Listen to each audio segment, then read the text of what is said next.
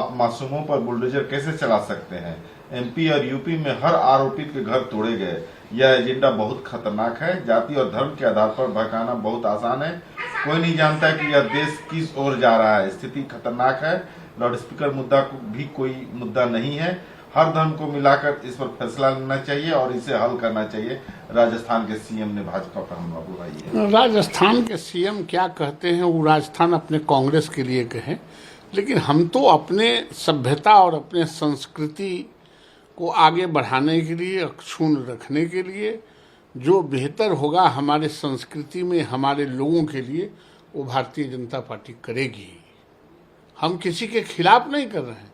हम अपने संस्कृति को अक्षुण्ण रखने के लिए अपने को आगे बढ़ा रहे हैं। हमको अपने आगे बढ़ाने से अगर किसी को दर्द होता है तो उस दर्द का कोई इलाज नहीं, लाइलाज है। अगर ये संविधान गलत हाथों में चला जाए तो क्या होगा? ये आज हो रहा है।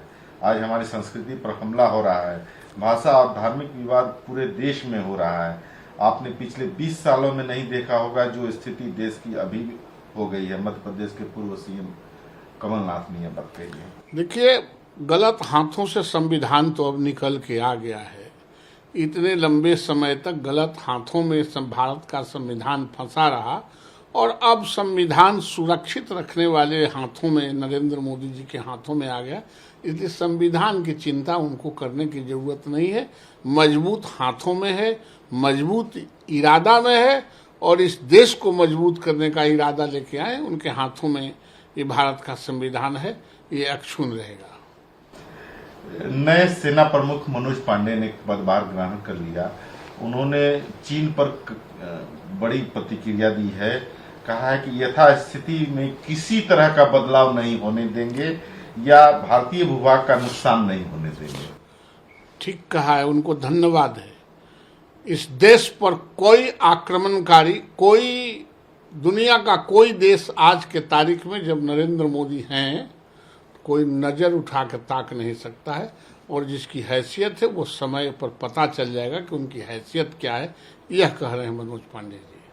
कुछ दल महाराष्ट्र में अस्थिरता पैदा कर रहे हैं। फडणवीस एंड कंपनी मुंबई को केंद्र शासित प्रदेश बनाने की कोशिश कर रही है। शिवसेना ने यह आरोप लगाया है। शिवसेना तो अभी भटक गई है शिवसेना, इसलिए एन कैन प्रकार के किसी तरह के वो प्रवचन दे रहे हैं और इस तरह की कोई बात नहीं है। कोई मुस्लिम महिला नहीं चाहती है कि उसके पति की 3 पत्नियां आएं।